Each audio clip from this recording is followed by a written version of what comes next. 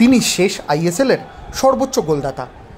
তাকে তুলে নিয়ে দলবদলের বাজারে বড়সড় চমক দিয়েছে ইস্টবেঙ্গল। তিনি কলকাতায় আসার পর বিমানবন্দর ইস্টবেঙ্গল সমর্থকদের জনস্রোত দেখেছে। তবে কিছুটা হলেও তিনি ঠিক কতটা ফিট তাই নিয়ে প্রশ্ন ছিল ইস্টবেঙ্গল সমর্থকদের মধ্যে। অপেক্ষা ছিল কবে তিনি পুরোদমে অনুশীলন শুরু করবেন। কলকাতায় আসার পর এতদিন হালকা অনুশীলন করেছিলেন।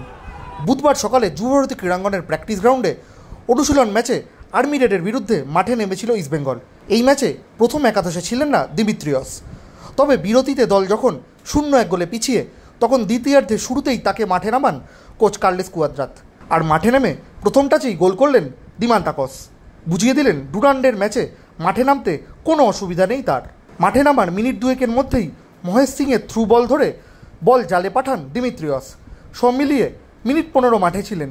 ফিটনেসের চূড়ান্ত পর্যায়ে না থাকলেও চেষ্টার অভাব ছিল না তার মধ্যে। আরও একবার গোলের কাছাকাছি পৌঁছেও গিয়েছিলেন। সব মিলিয়ে তিনি সম্পূর্ণ ফিট হয়ে গেলে ইস্টবেঙ্গলের আক্রমণে চিন্তা অনেকটাই কমবে।